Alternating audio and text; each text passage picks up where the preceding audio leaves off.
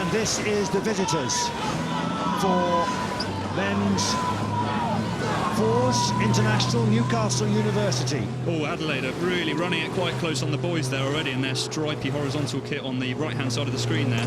You watch Bucks, I'll watch Bucks. They're going very well on that side, but they managed to escape.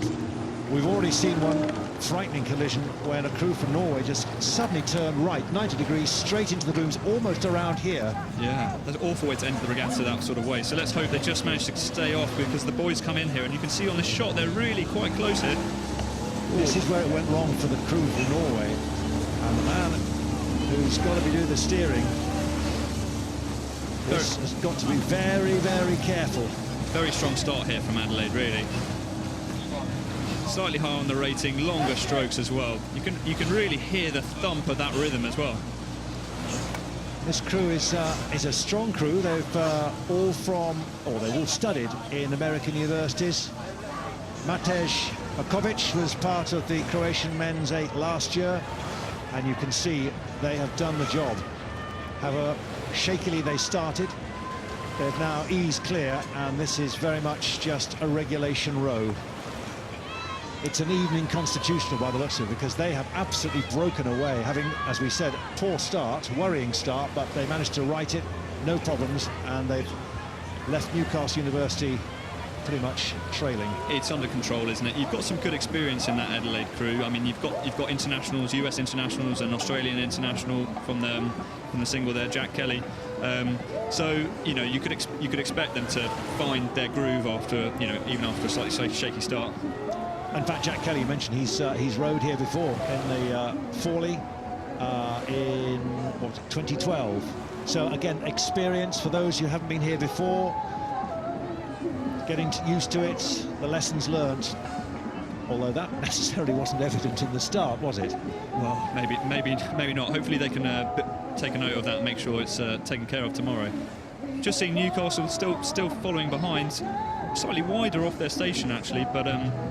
It's good to see Newcastle and visitors, really. To be honest, it's an intermediate event, so it's a different class from the student events, and obviously their coach Angelo Sovrino got some interesting students in here. We've got a medic who's their club president, as well as Tom. I think is it Tom Mountain? Tom Mountain, yeah. He's a maths student who's been on the University Challenge. So, you know, it's a big day for him as well, because this is going to be his last time at Henley, he fears, and it's not gone as well as he might have done. To be fair, though, they came through the qualifiers, so therefore to even have competed is possibly important enough. It's a good effort, and this is a lightweight crew, so it's great to see them out here racing in fours. Yeah, they were saying before they were heading out they were going to try and keep the rate up at 36, 37, and I'm not quite sure they're still there, but.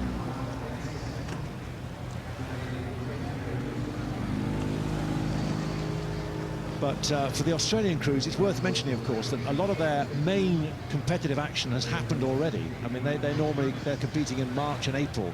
This is now pretty much the tail end of their season. So to have achieved what they've done, kept it going, plus all the travelling and so on, the opposition, they might say, wasn't as testing as they expected or anticipated, but nonetheless, you've still got to do the job on the river.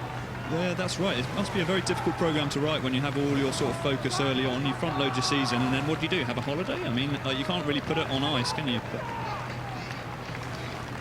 A number of the Australian crews have term time finished for a number of them just last week, so that actually fitted and suited quite happily. But as you say, it's keeping that dynamic, keeping the fitness, keeping that sharpness, and that's what Adelaide Rowing Club from Australia have shown. Here's the finish.